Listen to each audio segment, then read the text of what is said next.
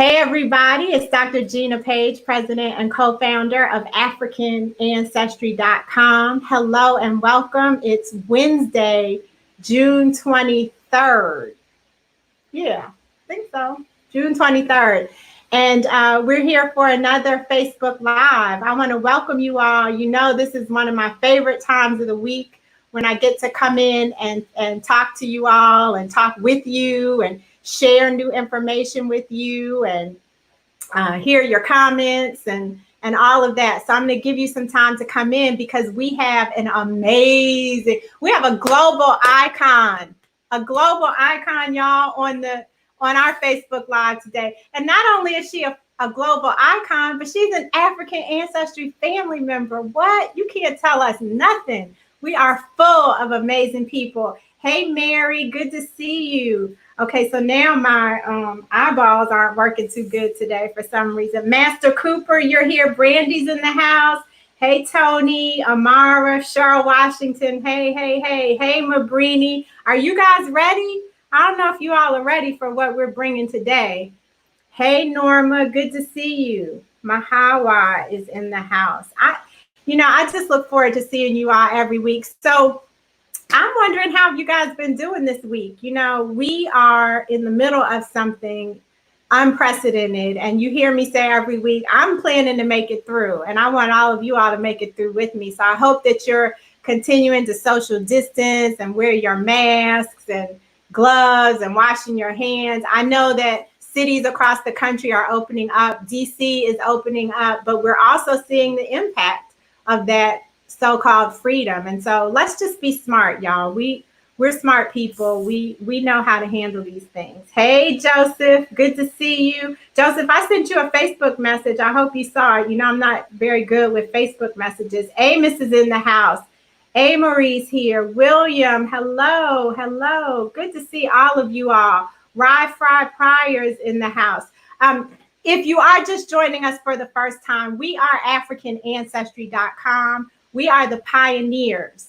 Yes, the pioneers. That means the first of genetic ancestry tracing for Black people around the world. And we are on a mission to transform the way we view ourselves as Black people and the way we view Africa. And we do that through DNA. And so our test kits, our matriclan test, our patriclan test, are tools that you can use to understand who you are. It's just that simple. And not just for yourself, but for your entire family. You get this information for your entire family. So please check us out. You can go right up to the top of the Facebook page and check out the shop tab. You can go to AfricanAncestry.com. You can look at some of the past lives. We are learning and teaching all the time. And I am very happy to be here as the face, because there's a whole team of people that are making this happen. By no means am I the one who makes it happen. There's a whole team of us that get this done. And I really appreciate that you all are here every Wednesday. And some of you are here on Tuesdays and Thursdays too, when we go live on Instagram. So you know that we've been celebrating Black Music Month. Hey, Lisa. We've been celebrating Black Music Month here at AfricanAncestry.com, and we have no shortage of amazing musicians and artists and singers and producers and DJs and you name it. Every instrument, hip hop, rappers, MCs, everybody. We have some of everybody in the African Ancestry family. And I could barely make it through today to 6 o'clock because I'm so excited about our guest. I told you all, she is a global icon. She is a mother. I'm put that at the top of the list. A mother of 3 amazing children. She's a 3-time Grammy winner, but has been nominated for many more. She's a Tony winner. She's a UN Goodwill ambassador. She's a producer. She has a record label. Listen. And she's African Ancestry fam. So I want you all I want to see hearts. I want to see hellos. I want to see loves, everything for Ms. Dee Dee Bridgewater in the house. Hello and welcome. Hey, Gina, it's so nice to be with you. It really is. And hi, everybody. Hi. You all, I just love her. I look at my smile. My smile is almost, it can't be as big as hers, but almost as big as hers. Let me tell you how I met Ms. Dee Dee Bridgewater. I cold called her. I cold called her and invited her to take our test. And I was so incredibly nervous, but I did it anyway. And she was like, absolutely, in her gracious spirit. But not only did she take the test, y'all, hopefully you've seen it time and time again on YouTube, but we did a reveal during one of her concerts at the Blue Note in New York City. Does it get any better than that? It was wonderful. Oh my goodness. And Wonderful. one of the reasons I was really, well, listen, I'm not doing this right. Okay, wait. First, I'm supposed to ask you 3 words. I'm gonna give you 3 words. I'm Okay. all off on a tangent, girl. All right. All right, I'm with you. I'm with you. Wherever we go. I'm gonna ask you 3 words. I want you to tell me the first thing that comes to mind. Okay. Okay. Africa. Molly. DNA. Africa.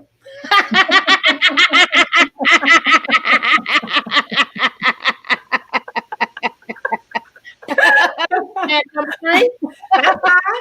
Identity. Ooh. Immediate. Identity. Black. Okay.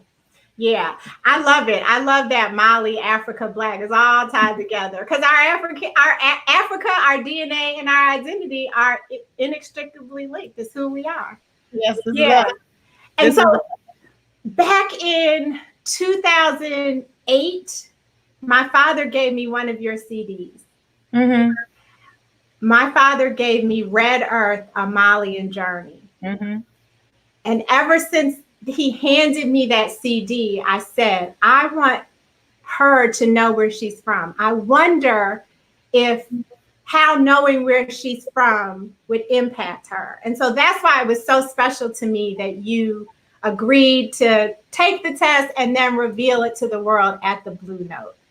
Yep. And brought my babies in. Yep. Flew everybody in. Yes. So let's talk about that. Why did you say yes? Why did you agree to take an African ancestry test?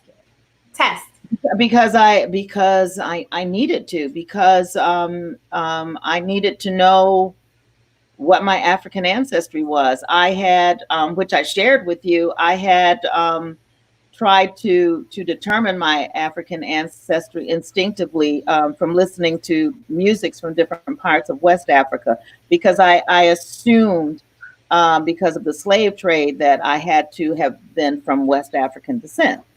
And then through listening to different musics, I really felt very strongly this tie to Mali, because every time in trying to determine through the music where I was from, the bass player that I was working with at the time, his name is Ira Coleman, and Ira had worked with a lot of West African musicians. And so when we would be at trains, and I'm living in France at this time, when we would be at trains, I would listen to different, CDs that he would produce for me, and it would be kind of like blindfold tests. But every time he would play some music from Mali, and I would hear a griot song. Of course, I didn't know they were griot songs at the time. I could hum the melodies. Wow. And he was like, "How do you know it?" I was like, "I don't know how I know it. I don't know." And so then that became his thing. Okay, do you know this? And that. So finally, after it was like I could hum these melodies, he says, "Dee Dee, I think you need to go to Mali," and I did, and I shared all of that with you as well. But for those that are listening in, it was such a very strong reaction that I had when I went to Mali, and I've always had a fascination for red earth. Because in Memphis, where I was born, my mother said I used to like to go outside as a baby and just cover myself in this red earth.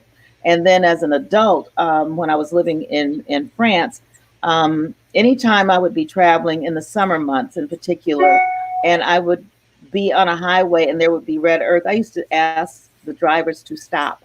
Wow. And pull over so I could get out and rub my bare feet in this red earth. And then I get back in the car and go on. So, you know, when you asked, it was after I had done the album, Mhm. and I had never played it forward in my mind to contact African ancestry to do it. So it was a natural, you I know. love it. I love it. I'm I gonna. have to tell you something. I have to What? tell you something What? because after we did the reveal and you said, "Oh, Dee Dee, I'm so sorry, you're not from Mali, you're from Nigeria, and you are 100% Fulani." And I said, "Okay." And so afterwards, my Wait, daughter, wait, wait. No, you. This is what you said. You said Fulani, okay, Fulani, well, Fulani. you know, You were so excited. so, but the thing that I didn't know, and that when my daughters and I researched, is that the Fulani, being nomadic, Yep. they made their way into Mali, Yep. and in Mali they are called Peul, Peul. And all of the Malian people said to me, "You are Peul, you are Peul, you are Peul." So I was not wrong. That's all I want. Yes, you were absolutely right. So, in honor of that, I went on YouTube to, Hmm. I wanted to share a clip of you performing back in 2007, of you Hmm. performing Red Earth. So, I'm going to see if I Okay. can't make this happen. Okay, you're better than me, honey. Look, Go, I'm trying to be fancy. go, Gina. You can do it. You can do Okay, it. let's see. Here we go.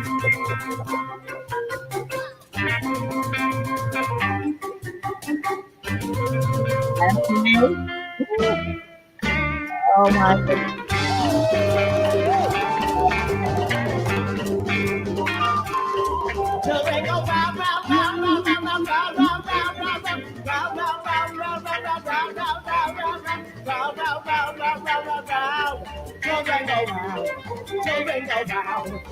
That's my son.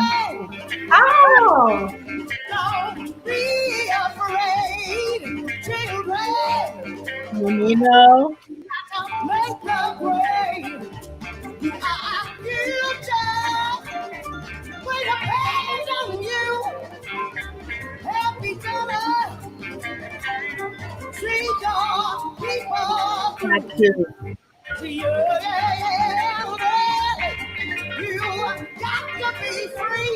Got to. The singer with me has become huge. No, you can't wow. afford I me. love it. Look, we could be watching this all day, but what I noticed about that was you had a full, was everybody well, let me ask a different way. The music, you had many African musicians in I that had time. I had African musicians and then my jazz musicians. So my percussionist at that time, it was from Argentina. He is from Argentina, and he's indigenous. He's from Cordoba, and then Ira Coleman, who I mentioned, was on bass. Ira is well, African American, and his mother was Swedish.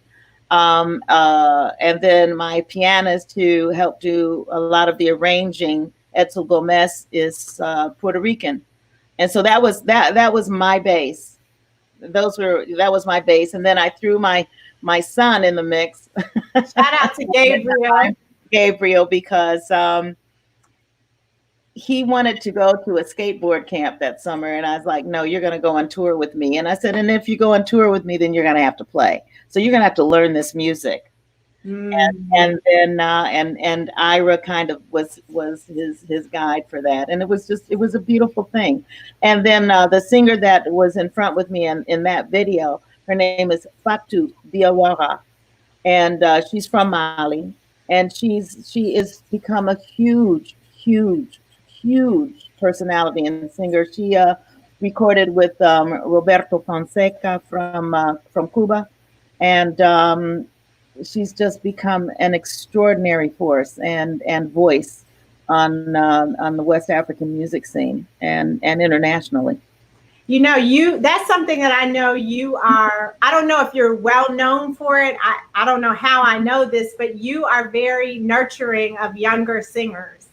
Oh, And I try to be very nurturing to young musicians in general, and I don't like to separate anymore and say singers and musicians, because we're all musicians. That's true. So I just am trying to be very nurturing to all young musicians. I have a young drummer that I told him I would hire him after he finished at Berkeley. So he's finishing his master's at Berkeley, and so hopefully, if we come out of this pandemic in any manner that allows us to perform live again, he's going to be with me. His name is Tyson Jackson.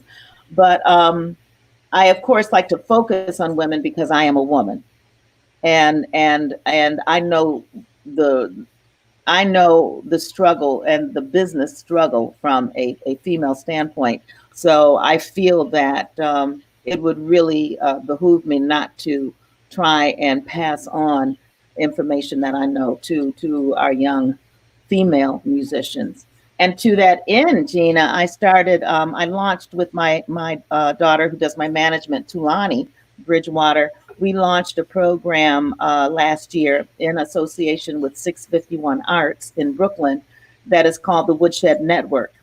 And we have gotten our funding from the Doris Duke Charitable Foundation, and we had our first program last year, and we're now in the throes of trying to figure out how we're going to do our second one this year. So what does the Woodshed Network do? It's a mentoring program where I try to give a kind of head start to young women that are going out and beginning their careers, and so that they know so that they're armed with as much information as they can possibly be armed with, from how it is to choose booking agents, managers, how it is to deal in the recording industry, how you present yourself, your image. We try to cover a lot.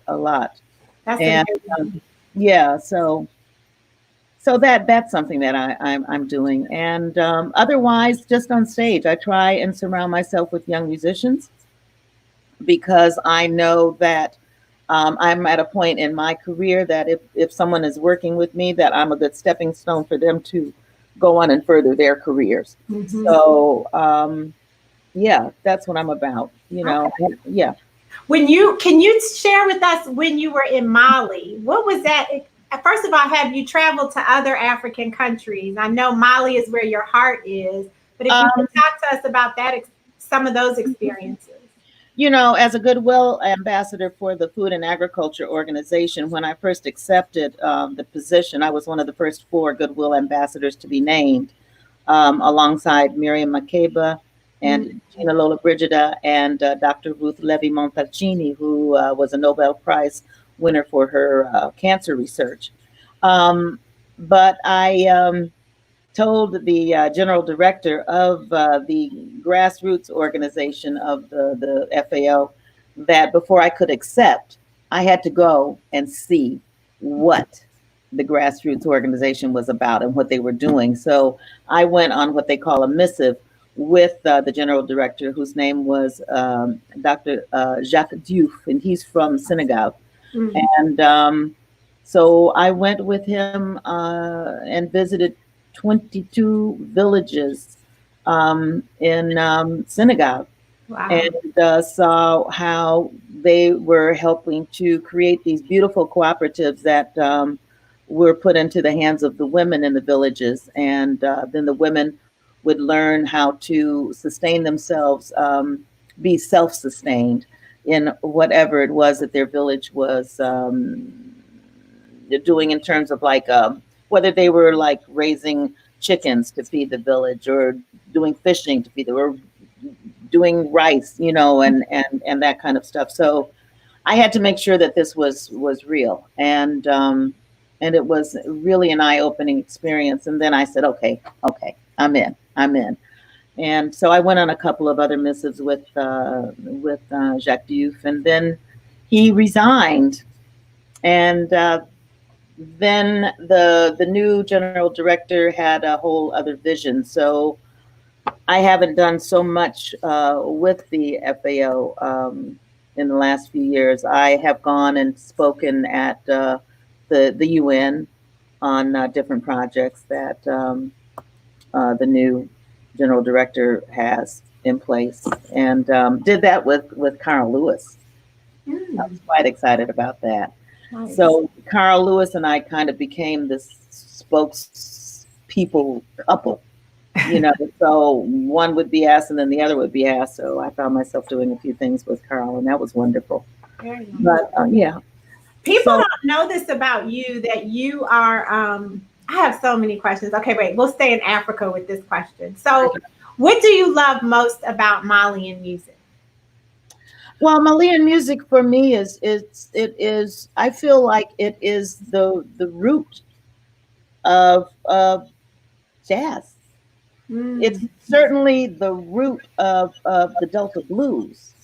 When you hear like the song that I have on my album that I call it Red Earth, and it's a title track, but the song in Mali is called Masani Sise. And that the when they played that for me, I was like, this, wait a minute, this isn't Malian. I remember, you know, John Lee Hooker has this bass line, and they were like, no, Dee Dee, it started here. wow. And so there have been a lot of Delta, Mississippi Delta blues players who have collaborated with musicians from Mali, and because it's so joined, and I think it's I feel every time that I went to Mali, and I am feeling a need to return to Mali. And it's been interesting since this pandemic happened. When my soul needs calming, I have to listen to Malian music.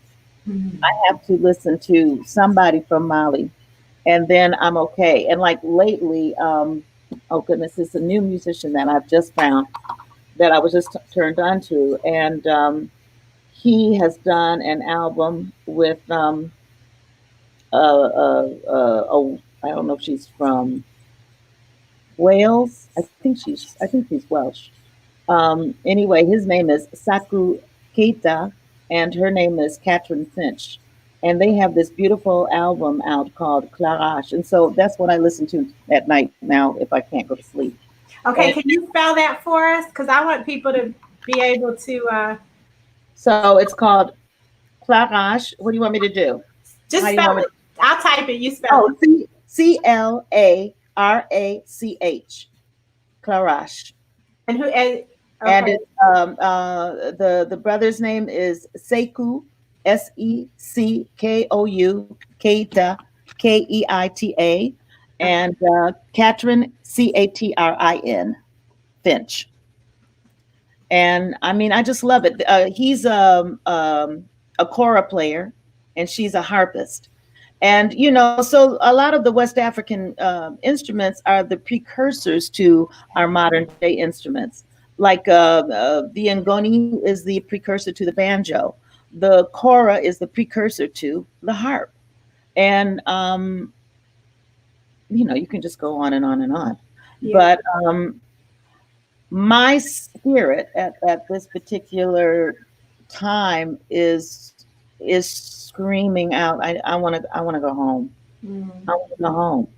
And I even had a conversation with Talani and also with China, um, that you know, when we come out of this, maybe we've got to finally go to Nigeria, because you said from my DNA we have living relatives, Yeah. the people that have our same DNA. So I think it's time we make that connection. I would love to see that. Keep us posted on that one. And shout Yeah, out to Tulani for making this, helping to make this happen, and also to yeah. China, your outspoken, beautiful daughter, wherever she is in the world. She's So, in London. oh, she's in London. Yeah, Okay. she's in London. And then my son Gabe and I were talking about the fact that you know, because we did his DNA, right? Mhm. His African ancestry, and there's none On his father's side. on his father's On his side. father's side. And so we were having a whole conversation about that today, and the possibility that his father's mother and on that side of the family there were not truths that were told, and because there's no African at Or all. they didn't know, it may be just that they didn't know. It could have, the European man could have been so far back that people living today wouldn't know. Which, everybody, if you're just joining us, I'm Gina Page, president and co-founder of AfricanAncestry.com, and I'm here with global icon and African ancestry family member, Ms. Dee Dee Bridgewater, the legendary Dee Dee Bridgewater. And one thing that I learned when we did your reveal, prior to the actual going on stage, is that you are quite the genealogist. Not really. What do you Oh, mean? what do you mean? You What? have a lot of family research. I tried. I tried. I have to give the credit though where the credit is due. Who did a lot of research for me in terms of knowing my genealogy is Cecil Bridgewater. Right. Cecil is really the genealogist, and so Cecil was going on Ancestry.com and trying to put the dots together, but it's hard. It's really difficult in my particular family because we didn't have that griot tradition of that oral tradition, Mhm. and now my cousins, my first cousins, they're on a deep search. But of course, that's going to take them in another direction because our parents are different. But they were able to unearth where my grandparents, yeah, on my mother's side, were from. They were both from Okolona, Mississippi, and they just unearthed a picture. My mother had dementia, and my Mm. mother threw out all of our family photos, Ah, everything. We have zero. So they unearthed this picture that, of course, my mother had, one of the original pictures of. And so they're now, talking about maybe us driving to Okolona, but now I don't know in these right. times. You know what I'm saying? And I was told by some people here in New Orleans, you should not be driving to Mississippi up in where Okolona is as a Black woman by yourself. And I was like, true that. True that. Don't have to tell you twice. But I do have a cousin that did go to Okolona. She and her husband did go to Okolona, but she has dementia now, so she can't tell me. So we have a lot of dementia in our family on my mother's side. So well, I appreciate that you are that you are keeping your mind. I'm trying. It's hard, Gina. It's hard, and now that we are shut up. You've done so much. You have more in your head through song than most of us will have in our lifetime. So I am so grateful that, without knowing about this dementia in my family, that I chose a profession that forces me to use my mind, to remember lyrics, to do lyrics. And yes, and also, I've been trying to just relax my mind and move through, this kind of fear that's, just kind of embedded in the back of my brain somewhere that I might get this dementia. But something is happening that's been going on for the last year, and I'm starting to remember all kinds of interesting things about my childhood.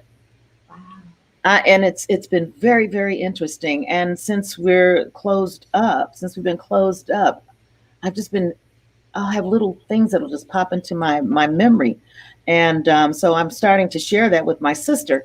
And my sister is starting to have the same thing. She says, girl, I don't know. I'm starting to remember when, we would go on our summer vacations. And so we were just texting each other, about. I was going to ask, are you recording it? Are you writing it down or putting it in a voice note on your phone? Because I'm sure these are things that Tulani and China and Gabe would love to have documented. I hadn't thought about that, Gina. Thank you. Yeah. I hadn't thought about that. Yeah, I should do that. Yeah, because you are. What'd you say? We're my sister and I told her I I went for a drive at the beginning of the pandemic. I would just get in my car if I couldn't take it and I had to get out. I said, okay, I can just get in my car, my dog and we can just go for a drive. And so we had gone for a long drive on this highway near where I live. And on the way back, I passed a kind of dairy place where you can get ice cream and stuff. And there were all these people that were online to get ice cream, and it was hot. And I was like, I'm going to make a U-turn and go back. And so, everybody was socially distanced and stuff. And I got this ice cream, a soft vanilla ice cream cone.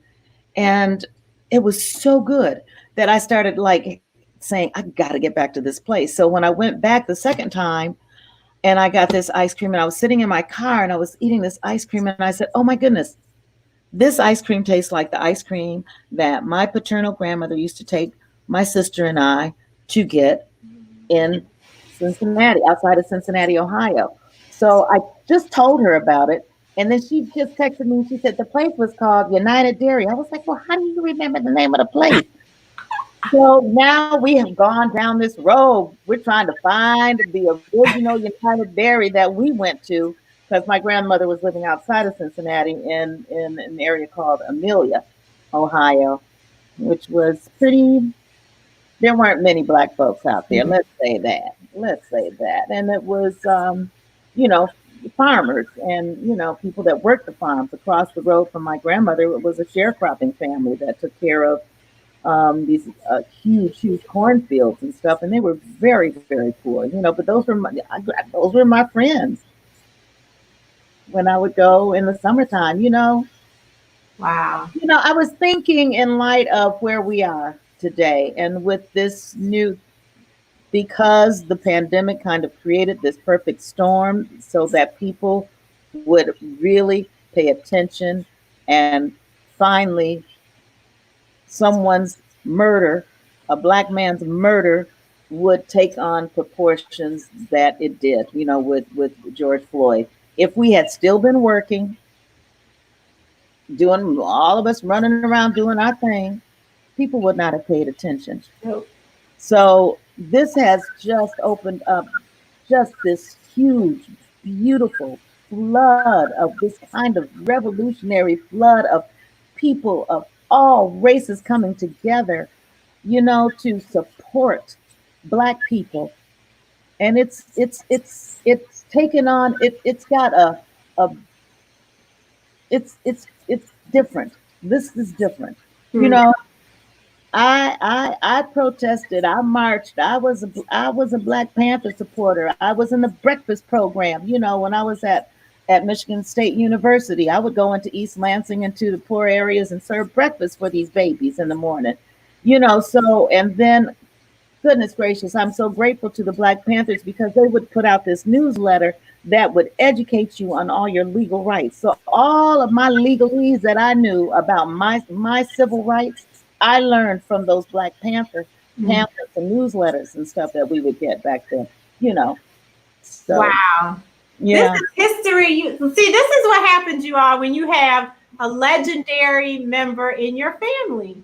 You get this entire perspective that you wouldn't have otherwise. And I appreciate, Dee Dee, that you're sharing these remembrances with us because it's important. We haven't been, many of us watching this or participating now weren't alive during that time. You were not. Yeah. But I have a question. What role are you seeing music play in this revolution now that everybody's stuck inside and online? Are you noticing where we are getting just amazing songs? Amazing videos are being done, and I mean it's the new social revolution that is happening. Like we had all of our social songs from the 70s, the late 60s and the 70s, dealing with all of the issues that we had back then, which of course haven't really changed. Right. But there is this whole new consciousness, and so I am looking at people that are your age and younger people that are starting to voice their feelings and do these amazing videos, and that I absolutely love. It makes me proud. I am so proud. I am so proud to see our young people out in the streets making a difference. I am so proud to see people joining forces with my people, our children, who are, out there willing to risk their lives to make this change happen. I am so grateful to see that there is legislation that is coming about, and that there are indictments being made against these police officers that otherwise, if it hadn't have been for this pandemic, would have been swept under the rug some more. So it is creating a social change that I just never thought I would witness. I just never thought I would witness this.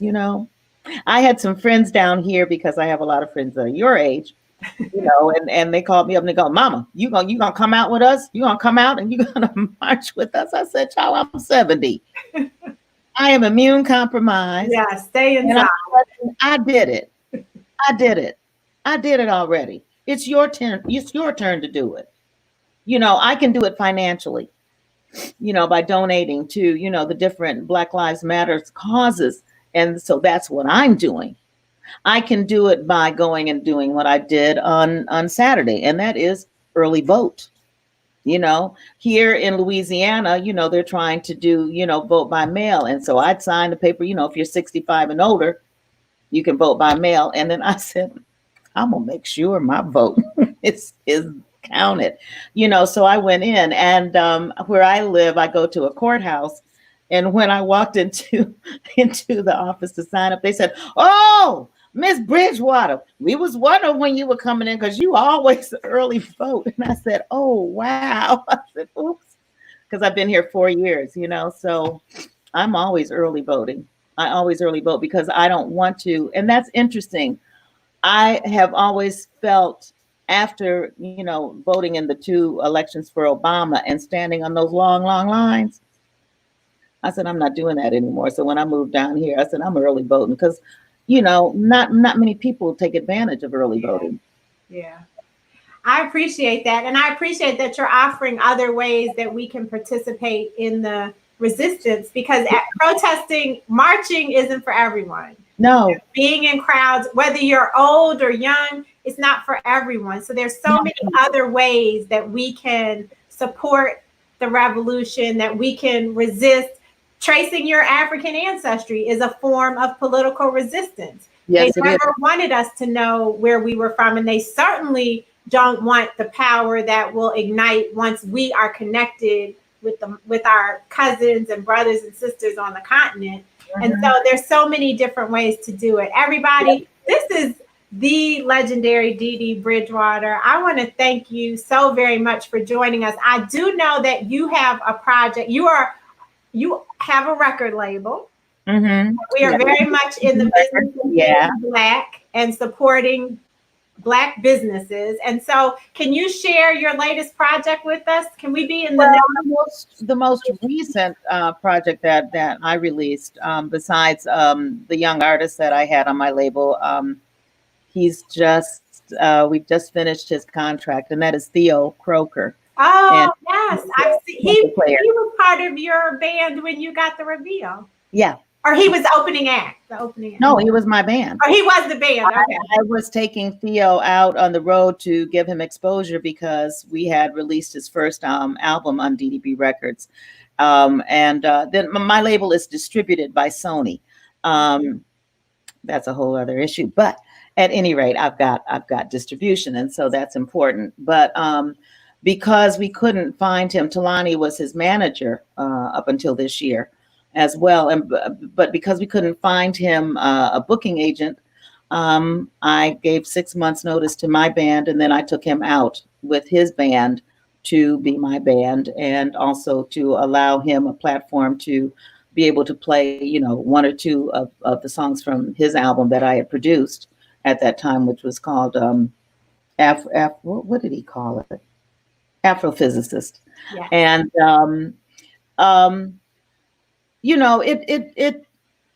I think I'm segueing here. I think what is important as we get older and as we are more established is to turn around and play it forward by helping other people, and so for us, working with Theo and then the other projects that I've had that were released under the label, it's been a way for me to help people to play it forward. My most recent project is an extension of the Red Earth project, and that's called Memphis. Yes, I'm ready, because I was born in Memphis, Tennessee. And after I had done Red Earth, my intention was to do a trilogy where I was going to then go and do the Delta Blues, and then I was going to move and go up to Memphis, and then I was going to go to Detroit and visit Motown. The Delta Blues project I was really trying to connect. I was going to bring some of the Malian musicians over and I was going to put an Ngoni player with a banjo player. It was big. And Keb Mo was going to produce it. And Keb Mo told me, Dee Dee, you're going to have to go to school. You're going to have to really research this if we're going to do some blues, And I was trying to get Taj Mahal involved, and life happened, and I couldn't do my research to Keb's satisfaction. So we agreed to not do it. And then I ended up doing this project based on music that I heard on a radio station out of Memphis called WDIA when I was growing up as a teenager. So I've been taking the Memphis music around the world because I am a jazz singer. This music has been being presented at jazz festivals or under the jazz programs of operas and theaters and that. So it's been a very interesting 3 years. But I did that album in 2017. I just happened to record my last performance at the Blue Note in February. And so I recorded all 5 nights. And so Talani and I are getting ready to go in and listen to these 5 nights, 10 shows. I told her I can only do 1 show a night. I can't take that much more of me. And I think that's going to be our next project, will be to put out this live album from the Blue Note. Nice. Until things open up and I can work on the projects that I would like to. My spirit is saying to me, I must do this album that I had wanted to do after she died, and that is an album of Abby Lincoln's music. Mm. I have to do that. I really have to do that. She is a very prolific songwriter, and I would really urge anyone that is listening to check out Abby. And her writing is extraordinary, and she considered herself a muse for her ancestors. So Ms. Dee Dee Bridgewater just gave us all some homework to check out Abby, music by Abby Lincoln. Yes, and then you've got that other album, Clarash. Uh-huh. We got the whole, okay, we're gonna have to come back in a little while for a pop quiz. But I just, and I'm trying to turn on young musicians down here and some artists that I've met recently to West African music. And it's been very interesting. Those that have taken me up on it have called me back and went, wow, what? Because we don't know. Right. And we don't think to make that connection. And okay, even though this West African music falls under what we call world music, whatever that is, I think that if you listen to music from different African countries, you might find something that speaks to your spirit, which might then in turn lead you on an investigation about your ancestry. And I think that's important. It's really important. I did something recently, and I thought this was interesting, and then I'll let you go. But or I'll let you let me go. But I was asked to do an interview with a journalist for the Boston Globe, and he wanted to know what I was listening to. And I was the only woman, and the other music it was male musicians. And so I said, "Well, I'm listening to West African music." Kind of went over his head, and I told him the artist that I was listening to, and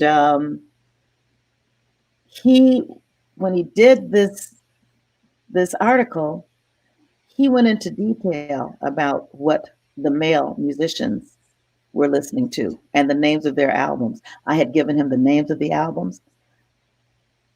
He just said, "Oh, and Dee Dee Bridgewater is listening to music from West Africa." And he just kind of generalized it and just kind of went over me. So, racism is real, sexism is real. We got a lot of isms that are real, you know.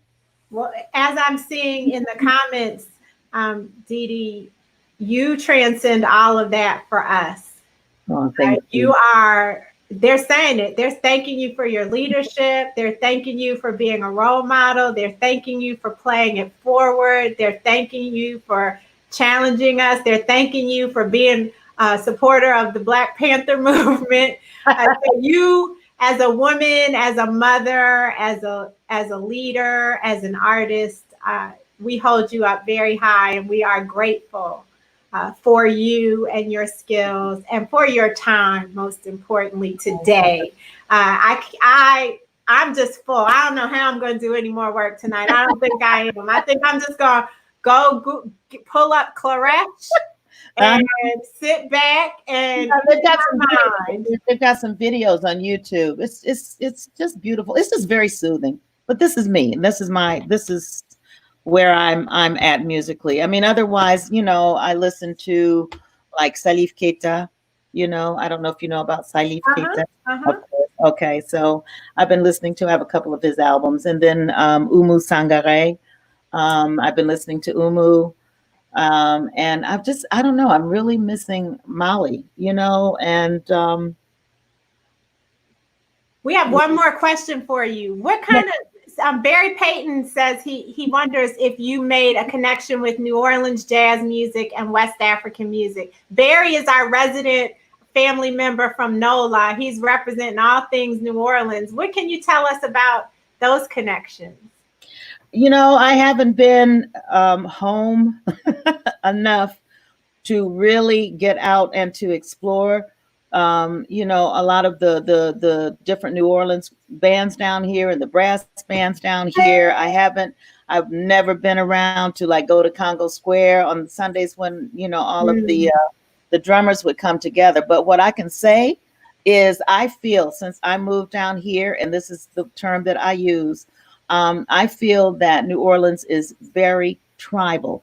I feel that New Orleans has it really kind of kept this kind of African villages thing with the different wards, and being from a particular ward and how you relate and how you interrelate between the different wards, and the pride of being from these families, because I think here in New Orleans, you have griot families. Mm-hmm. It is very African to me because I've been to Africa, so I can see it. So, the fact that we have, these esteemed families, I'll just name one, and that is the Nevilles, mm-hmm. And so music has been passed down from generation to generation to generation. Donald Harrison is another one. Nicholas Payton is another one. I mean, it's families.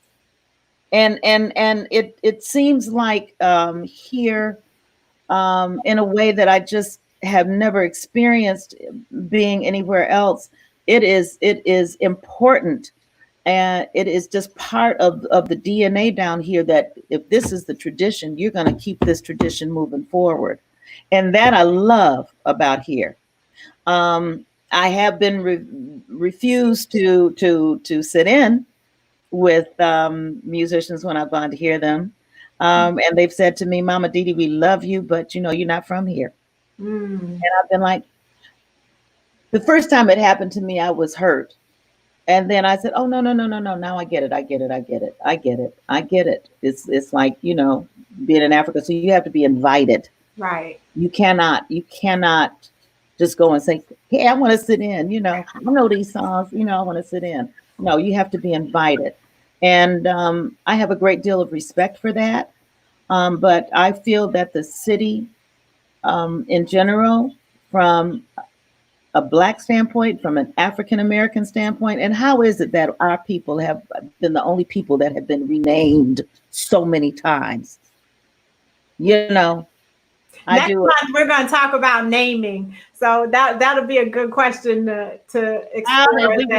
From when I was a little girl, we were colored, and then by the time I started elementary school, we were Negro, and then when I got into high school, then we were Black, and I had a problem with being Black because we ain't Black. Our skin is brown.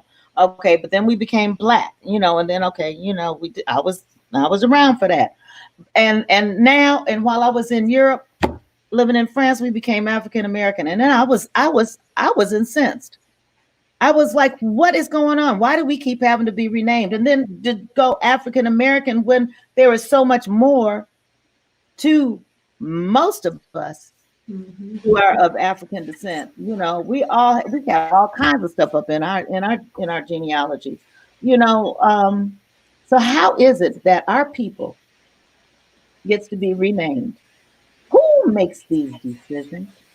We need to start making these decisions. So speaking of travel, African Ancestry, at the beginning of this year, we launched African Ancestry Family Reunions, which are specially curated birthright journeys taking people home. So we had planned to go home to Burkina Faso, and it's just for people who've taken our test, to Ghana, to Senegal, and to Sierra Leone. And so Diallo, who is our partner in those family reunions, wants to know when we can go to Mali with you. So when we put Mali on the list, we're going to invite you, or at least try and coordinate so that we're there when you're there, so we can get a little extra special experience through your eyes.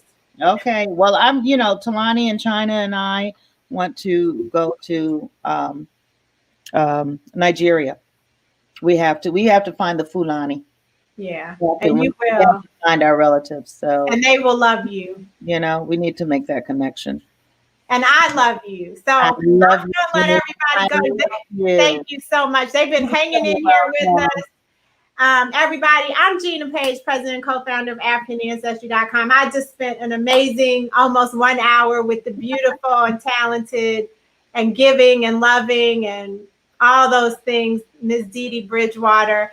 And we talked about Africa and DNA and identity and music and all things of African descent.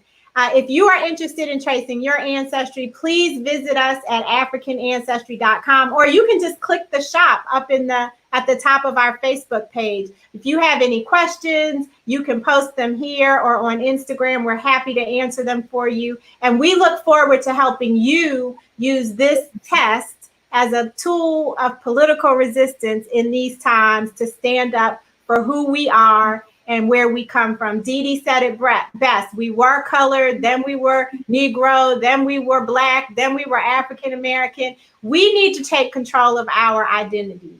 And African Ancestry is a tool to help you do that. So we will be back here next Wednesday at 6 p.m. Eastern. But if you want to chat with us in between, you can catch us tomorrow on Instagram Live over on Instagram at 5 p.m. Until then, may you be happy, may you be healthy, and may you be whole. Take care, everyone. And stay woke. Stay woke.